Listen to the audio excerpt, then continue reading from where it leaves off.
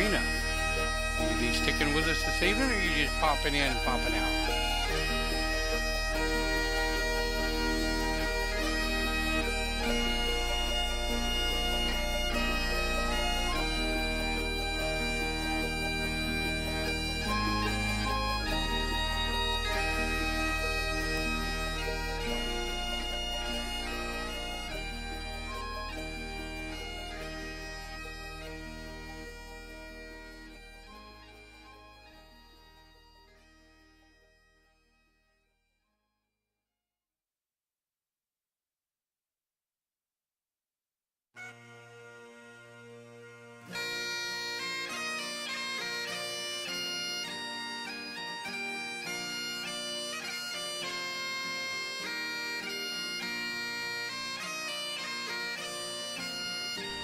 Yeah, we got about 5 minutes. Kick back and enjoy some piping music. Got about 5 minutes.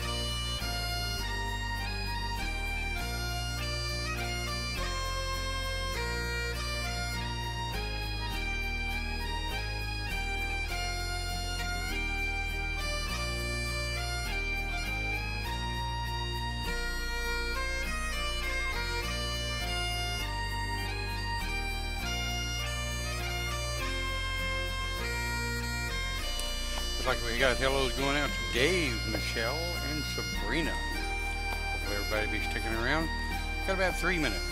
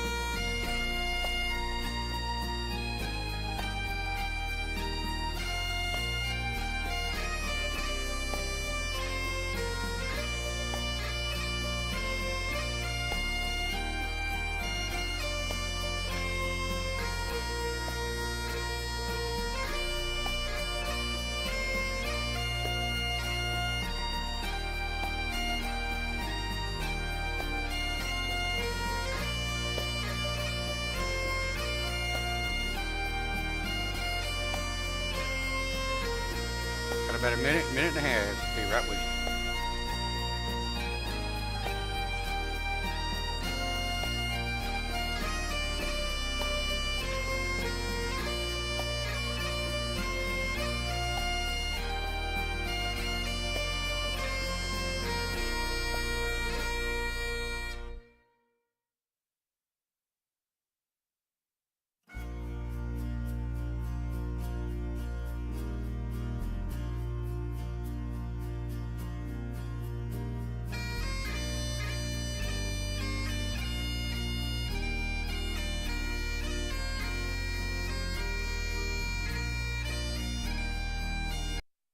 All right, well, welcome, welcome, welcome.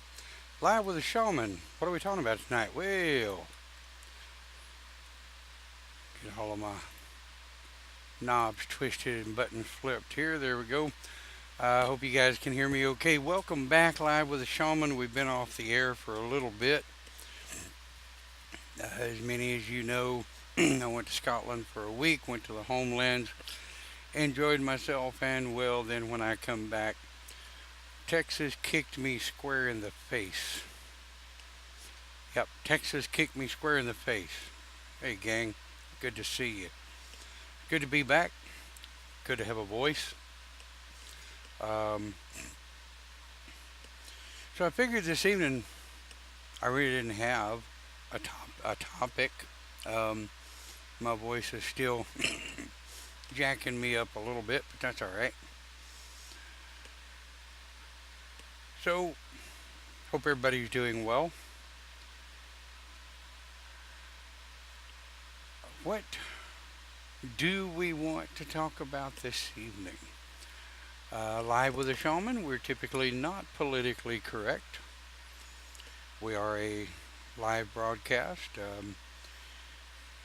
We will be archived up on several social networks. Everything from YouTube to Tumblr to Pinterest to Stumble. Um, if nobody's ever used Stumble Upon, it's rather an interesting little web page browsing software. It's stumbleupon.com. I've been on it, I've been out there about 5 or 6 years, I guess. And you can set your topics, the type of interest that you like, what kind of things you're interested in.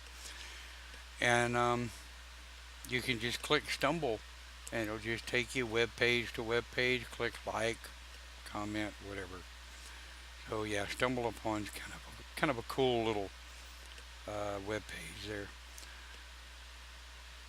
So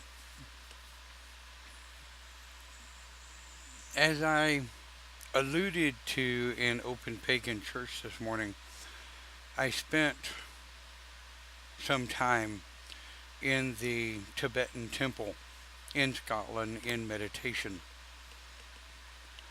I come to a whole lot of decisions, thoughts. Came to the realization that I do need to work on my anger just a little bit more. Something I've kind of noticed shamans have. We have a temper. Go figure, right? Some of the other things that I found in meditation in that temple is something I've always taught my students. Be grateful for what you've got instead of wanting for what you've not. Now, we always want to strive for the things that we want in life. We always want to push, you know, to have a better life, to better our position in life. But when all you do is sit around and you wonder about the things that you don't have, you concern yourself about the things that you don't have. Before you know it, you've wound yourself completely up and have absolutely no idea where you're going or what you're doing. Now, that can, in most all cases, be a bad thing. Now, the reason for that is when you're stressing out over things that you want, over things that you think you need, you find yourself getting wound up in this really tight little circle and have no idea which way you're going. So one of the things I learned about myself in meditation in that temple that I already knew,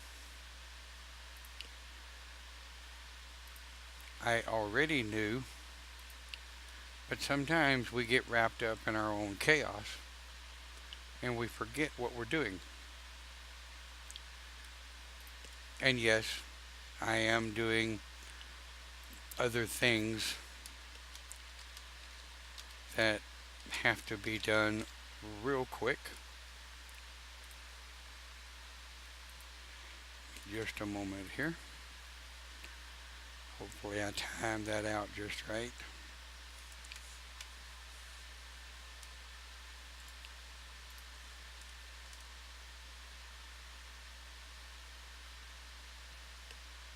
My apologies for the silence.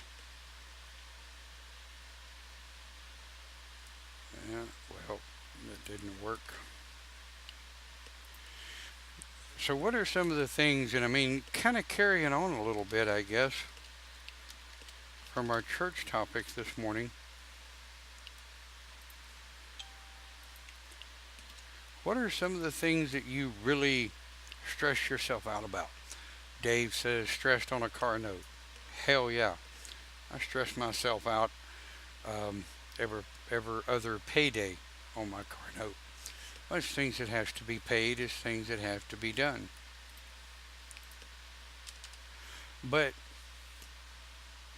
what do we learn through stressing ourselves out over things that we can't necessarily change?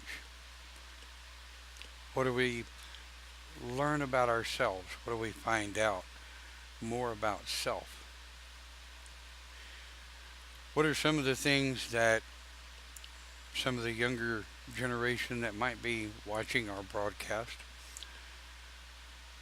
some of the younger shamans that may be coming up through the ranks, needing to learn about their anger, their anxieties, and things that as a shaman they carry with them, such as, well, let's think about a few things that shamans stress over.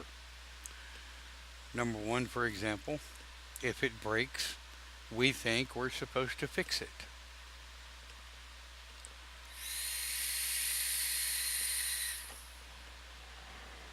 If it's not right, we think we're supposed to make it right. And I'll be damned if most every shaman I've ever met doesn't have, in one way, shape, form, or fashion, an anger issue, an anger problem. Shamans also tend to want to heal those around us, whether they want to be healed or not. Now, that is something that can be very dangerous to friendships and relationships. Sometimes, sometimes all a person may want you to do is sit there and shut up and listen. I've been told more than once, I don't want you to fix it. I just want you to listen. Okay. My hardest thing in the world is to shut up and listen. Um,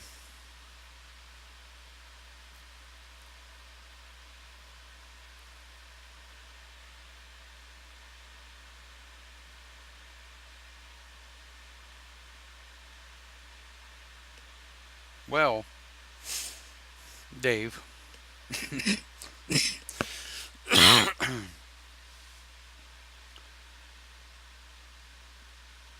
when people, when you holler at them and you say, hey, you want to do something today? And they bite back, going, what is it you said? No, and leave me alone, slamming the door. I can tell you that would make me curious. I would want to know what was going on. Me personally, I would give it a couple of hours and I would go up or go over or whatever and knock on the door. What's going on? Are you pissed at me or are you just pissed off at the whole world? Sometimes an individual may be pissed off at the whole world and you just happen to be in the way of their shit slinging contest. There's not a whole lot you can do about that.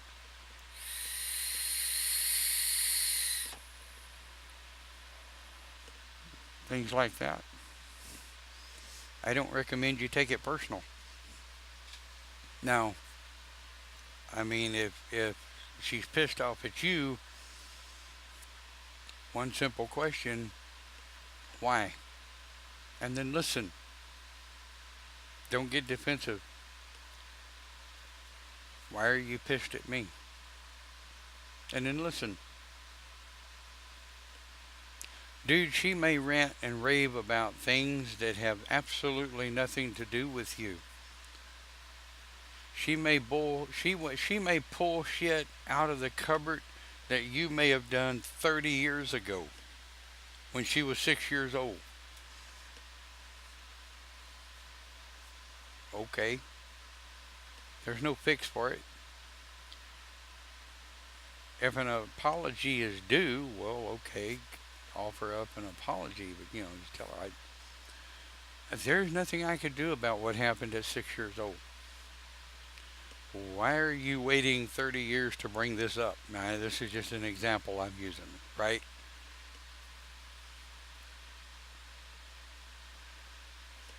But what we do as human beings, not even considering shaman, what we do as human beings, we tend to take things personal. We tend to take someone else's bad day and make it our own. There's a difference between empathy and sympathy. If you don't know what it is, Google it, because I'm not going to get into it. But it's okay to empathize with someone's issue. It's like, hey, I'm sorry you're having a bad day. But don't let their bad day become your bad day. Because, quite honestly, that's not going to help you at all. It's not going to help them. And these are things that really stress us out when we're dealing with day-to-day lives. Jobs, family, friends, relationships, kids, other people's kids, your kids, other people's kids that come to visit your kids.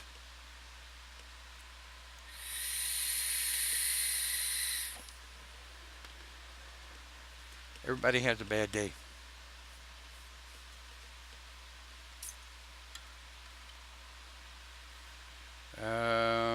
Sally says, my sons are too busy for me. They have their own lives. Yes, they do.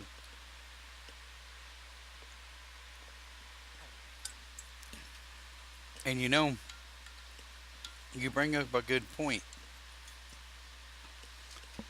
For those of you that are watching the pre-recorded broadcast, and you may be in another country, here in the U.S., this is Mother's Day. And I know that we, even when I was single, I always made time to spend it with my mom and my stepmom. Or at least when I lived down south and they lived up here, to at least give them a call, pick up the phone and say, hey, happy birthday. Happy Mother's Day. I love you. I miss you guys. Hope everything's going well. But a lot of kids don't do that. And my heart goes out to the moms and the dads.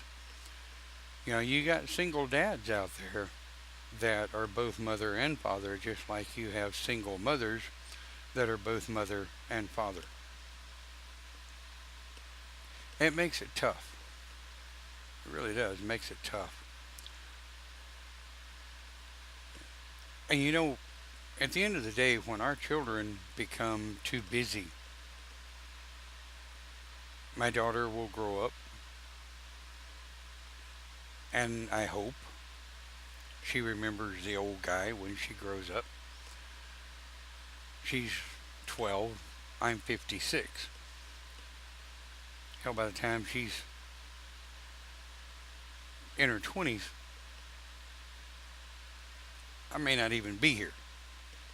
The gods may have called me home, moved on to the next life. I don't know, to be honest with you. I'm not worried about it. But when you're dealing with family, once the children grow up and they get out on their own, The only thing we can hope is that our teaching for them has been good enough that we taught them about family. We taught them how important family was. Some parents teach those, what, I hesitate to call them morals, but some parents teach the lessons that family is very important. Some parents do not. Some parents weren't taught it themselves. So our kids grow up and they get busy. The only thing we can hope is that they'll remember us from time to time, to pick up the phone or swing by and say, hey, hi, how are you doing? I know that Sally spends a lot of time taking care of her mom. Um, Debbie, my best friend in Scotland, her parents recently passed, and she was their caregiver 24/7, 365. I know that Camille and I just moved in with my parents back the first of the year, or 2018, first of 2018, depending on how old this video is when you watch it. And we moved in to help them in their aging years. I mean, my philosophy on it, um, they changed my diapers when I was a baby. They fed me, kept me warm, gave me a home, made sure I got an education. So I'll be there for them. All of these things that we're talking about build up, and I hate to say it, but they build up unnecessary stress. And the reason I call all of this unnecessary stress is because there are, either as a shaman or a witch, a druid, a fae, whether you're pagan, Christian, Muslim, Jew, atheist, whatever, there are things that happen in life that you just can't control. There are things that go on around you at all times that the only thing you can do is tuck your head between your ass and kiss yourself goodbye and hang on.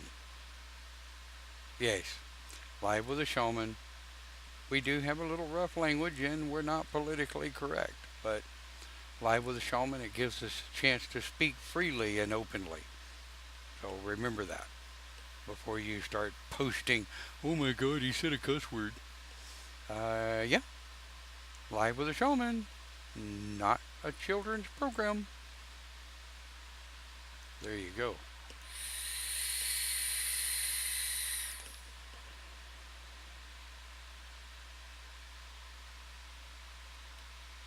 So, what makes a shaman? What makes a shaman?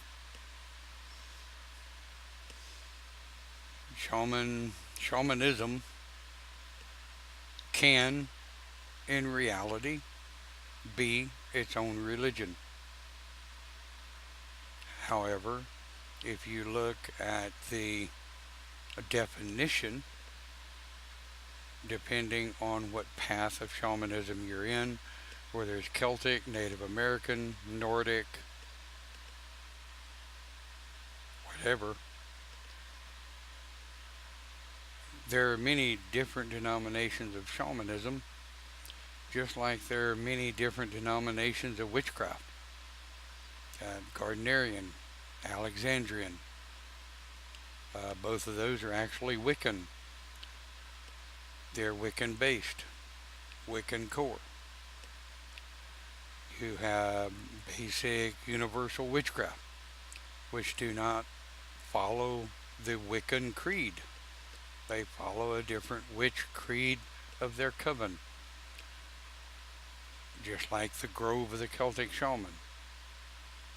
I the founder of the Grove of the Celtic Shaman, but I'm not the end all be all.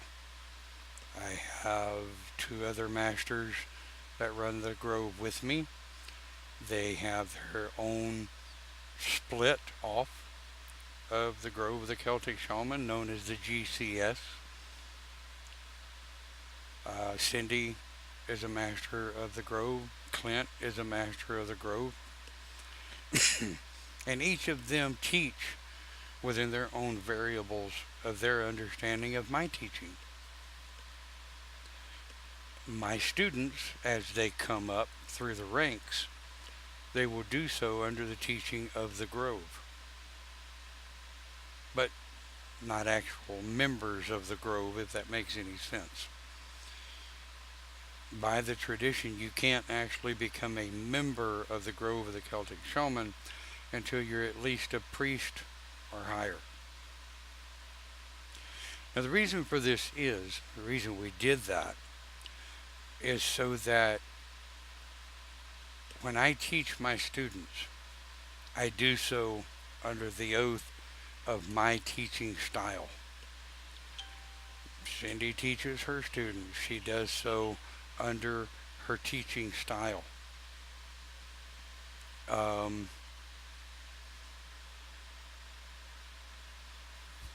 Michelle has made her senior student. She is an oath dedicated student under my tradition, under me. She's made her senior student, and she's going through the trials, bless her heart, of the senior studentry.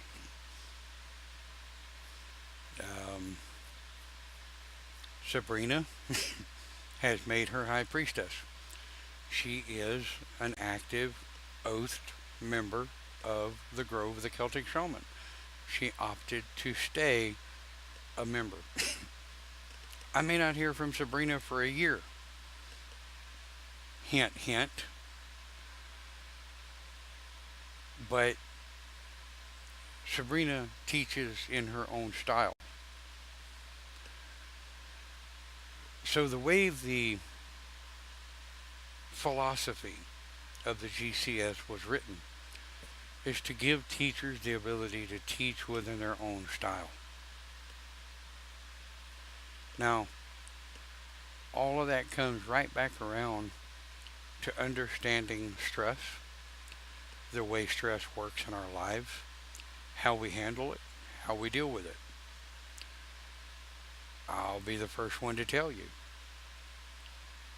I'll get pissed off in a heartbeat if someone is jacking with my family, my students, my home, whatever.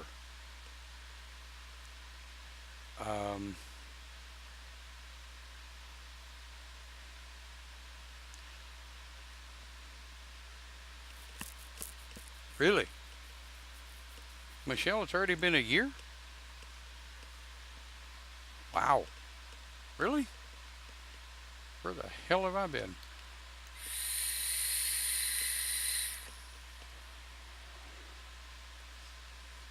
By the way, Michelle, on open video, you have an assignment due. Was due Beltane. You're only 13 days off. Anyway,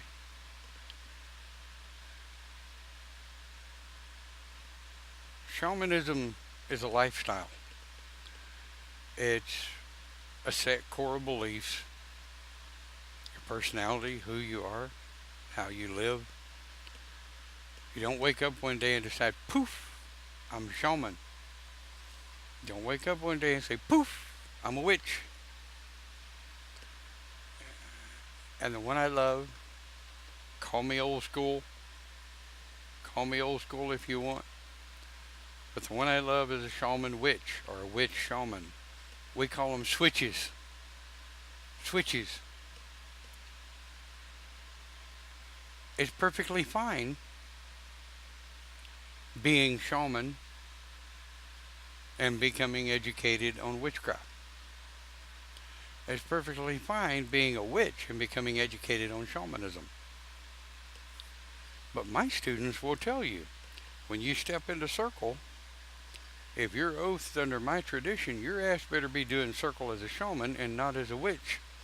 We do things differently.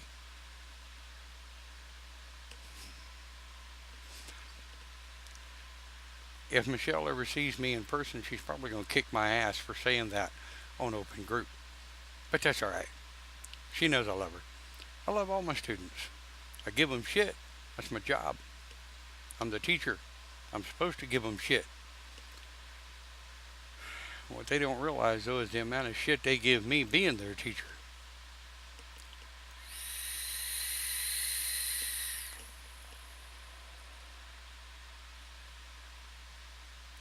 How do you know you're shaman? That's $1 million question. It's your lifestyle, it's the way you live, it's the way you think, it's the way you feel, it's the way you believe in things. The best way you learn whether or not you're a shaman is to study, listen, read, ask questions, get into different groups. And this is one of the things. I'm not mad. Sometimes I need calling out. Oh. But anyway, how do you know what your path is? I tell everybody that comes to this, that comes to me and says, am I shaman? Hell, I don't know if you're a shaman. Not my job. I can guide you to the different areas that will help you figure out, are you shaman, witch, druid, fae, Asatru, whatever. Ooh, excuse me. But one of the quickest ways you can tell is get into some of the witchcraft groups and listen. Don't dedicate to shit. Just listen. Ask questions. If things are rambling around in your head that they're telling you that make absolutely no sense to you whatsoever, and it just all sounds like a bunch of crap, I'm not saying it's crap. It's not crap to them, but it may be crap to you.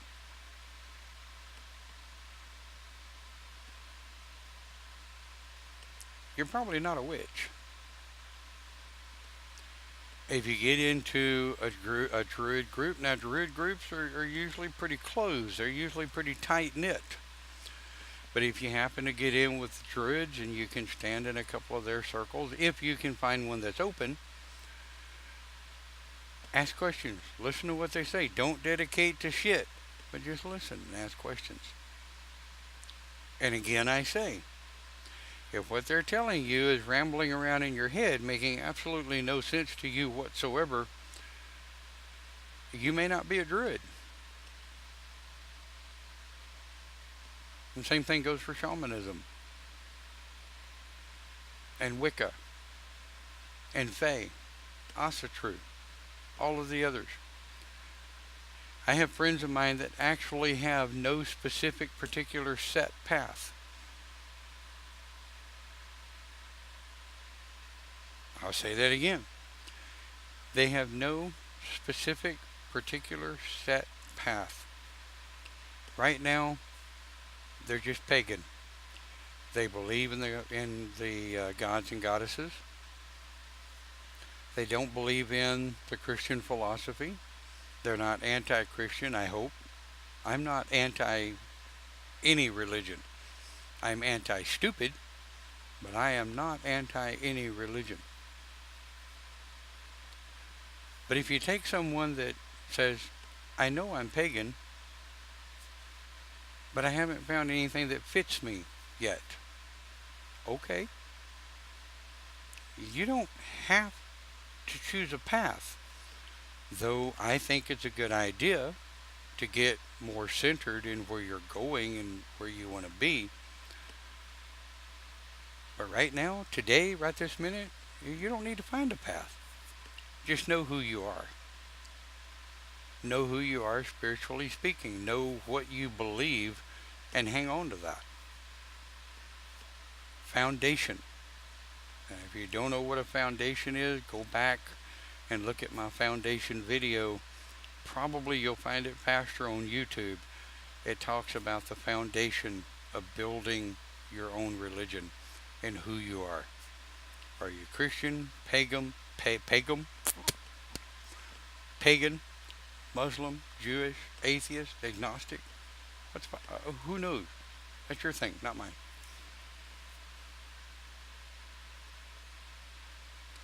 How do you know? Well, you first learn by knowing what you're not. You'll find out what you are by learning and knowing what you're not. Best way to do it. It's how I did it. It's how I've always taught my students to do it.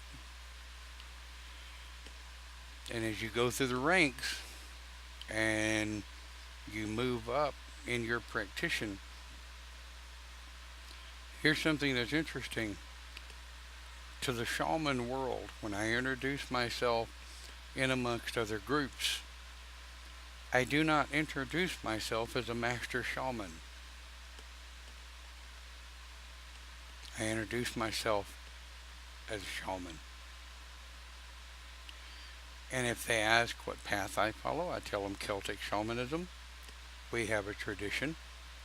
I am a master within that tradition. But as far as life goes, I'm just a shaman just like everybody else. That will build you more respect, whether you're a first year senior student. You're really actually in most pagan circles and shaman philosophies, you're actually known as an apprentice or a first year up until you reach the priesthood. Once you reach the priesthood, then you're known as a shaman. You understand the Sabbaths, how they work. You understand how to call circle, how it works. You understand how to manipulate and control and balance the energy around you. Any of you that are thinking of becoming students need to be listening to this real close. To be a dedicated priest or first year priest as a shaman,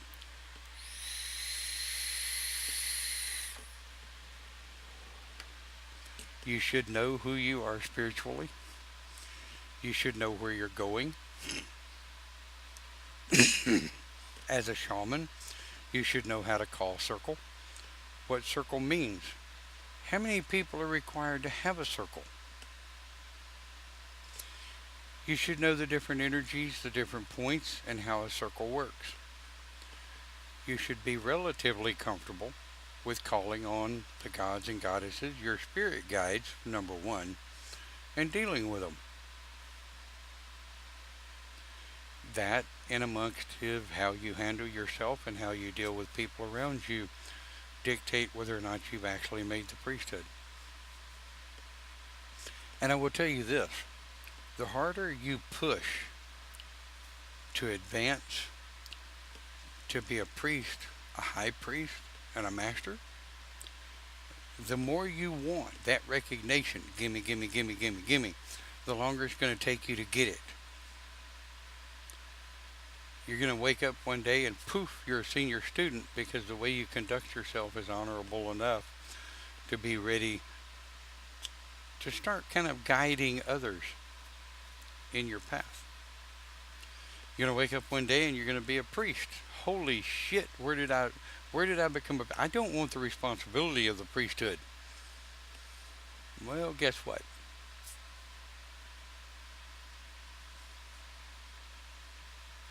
And Michelle hits it straight on the head.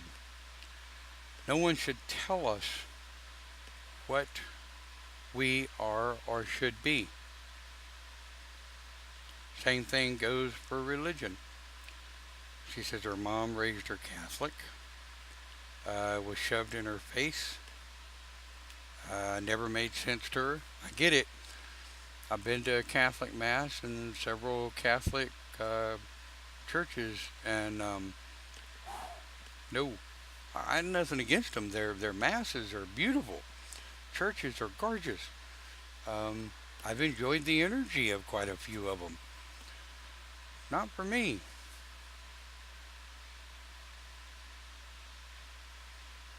Says I knew I was shaman when I started reading about it. There you go. It just makes sense. But another problem with shamans, and I'll throw this out there just real quick. One of the problems with shamans is we are procrastinators. We get wrapped up, and you guys are going to grow to hate my toothpicks, but we get wrapped up in the toothpicks of our lives. We get wrapped up in what's going on around us, and we forget we're supposed to be doing our studies, and we're supposed to be taking care of business, and we're supposed to be learning our path. We're supposed to be listening to the teacher, doing assignments. Even if those assignments may seem completely, totally stupid, why the hell do I have to read these books that have shit all to do with shamanism? Because it's you finding out what the book means to you. Dave says, I'm a master procrastinator. I'm right there with you, bruh. Absolutely. um, Dave says, I've never focused on being shaman, just have been. Yeah. Um, I got looked at very harshly about 20 years ago by one of the elders in the shamanic community of a group of people that I was hanging with at Ren Fair. And I was told point blank, when in the hell was I going to admit what I was? Hell if I know, I don't even know what I am. So we started talking. Do you believe this? No. Do you see things this way or that way? No. Do you believe that people should be able to blah, blah, blah, blah? No, not really. Well, then you're not a witch. Well, I knew that. I got nothing against witches. I'm just not a witch.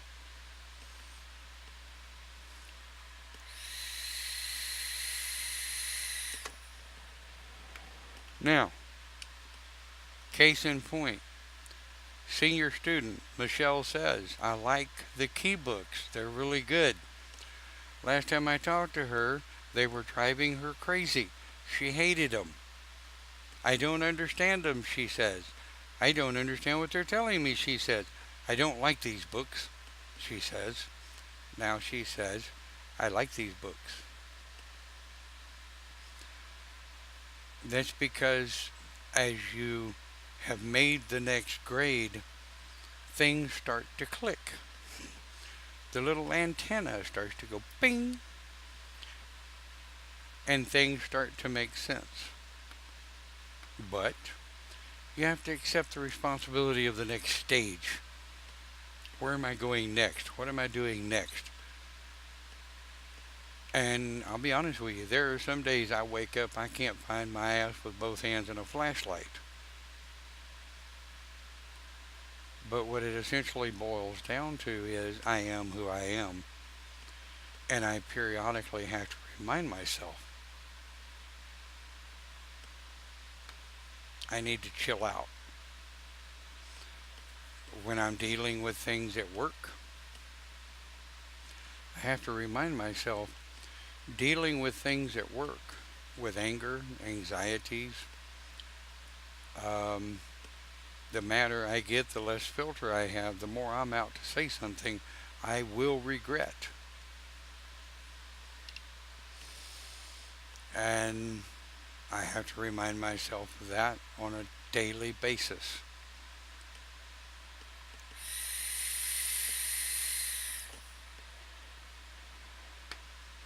I will tell you this too. Shamans sometimes typically have trouble holding down jobs because of our zero toleration for bullshit, our less ability to tolerate stupid, and our even less ability to tolerate someone trying to stroke our ego.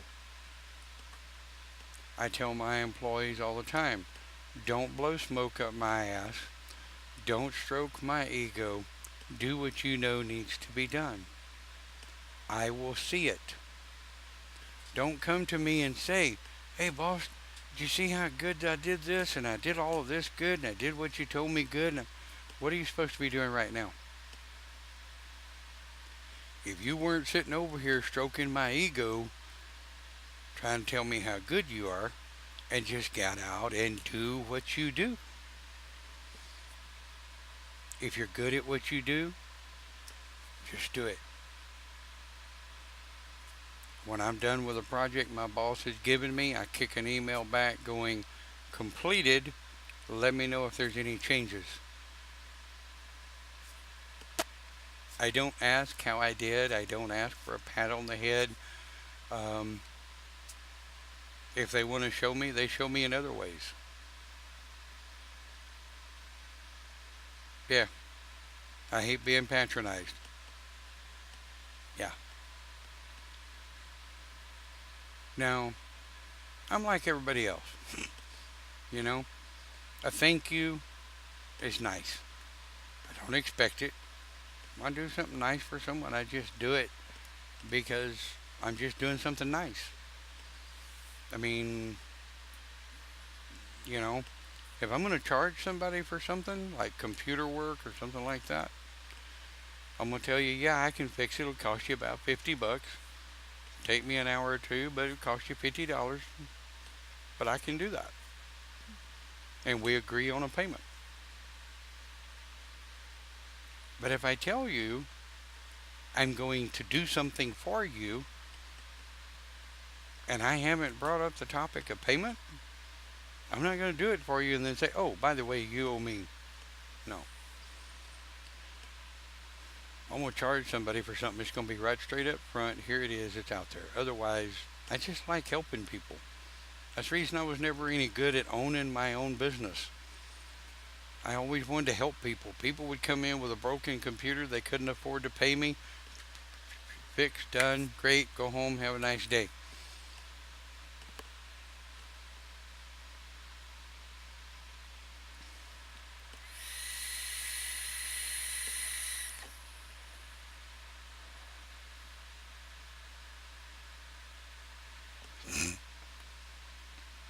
And, here's one of the things that, after reading what Michelle just said, yeah, absolutely. I mean, I like what I do, but I don't always like the way the supervisors run the company that I work for. I got two choices: get in or get out. Well, I can't afford to get out because at 56 years old, with my experience in management and computers, I'm not going to find a job. People just are not going to hire a 56-year-old experienced computer network engineer. They're just not. They have to pay us too much.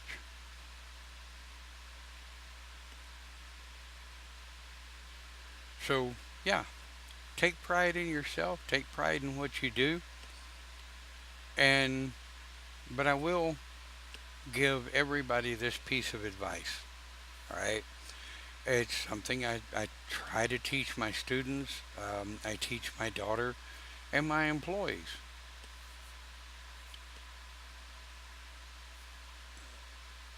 Speak less, do more. Speak less, do more. What that means is don't tell me how good you are.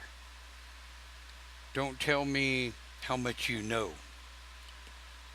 I will learn how much you know through conversation.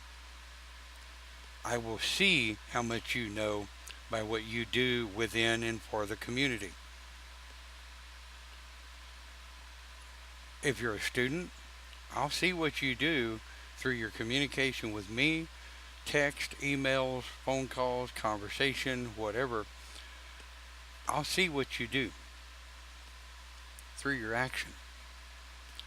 It's called congruency. That's called congruency. If you don't know what it means, look it up. So, I mean, some of the basics, and we're 45 minutes past the hour, so I want to kind of wind down a little bit. And I think the topic we actually ended up with is a basic overall understanding of shamanic personalities. And I think when I upload the video to YouTube, I think it's going to be called a conversation of open shamanic personalities. So if you have anybody else that wants to watch it, you can let them know. I'll make a footnote in the edited version that I put up on Facebook here in a bit. But when you're talking about basic personalities of shamanism, we're not all alike. We are different. But there are basic core philosophies and ideas and energies that make us shaman, that make us who we are.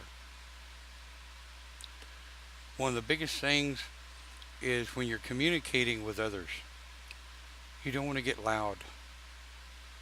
You want to keep a good, calm, smooth voice. And I learned this early on. When you're talking with other people, if you get loud, you get in their face and you start trying to talk over them, they hear less of what you have to say. So remember that when you're communicating with people. Keep a nice monotone voice. Let them know you're human, right? But don't get excited. Don't get stressed. Keep stress where it needs to be. And like I said this morning in Open Pagan Church, the harder you try, the more stress you will build, the less you will accomplish. When I wake up today, I will do as much as I possibly can today. Remember that. Wishing you well. Thank you for watching Live with the Shaman. We'll see you next week. I need some topics. Get me some topics. Email them, PM, text me. I don't care. Get me some shamanic topics. Oh, and make sure they're not politically correct. We don't like politically correct here on Live with the Shaman. Enjoy your week. Thank you for watching. Have a great night and have a great week.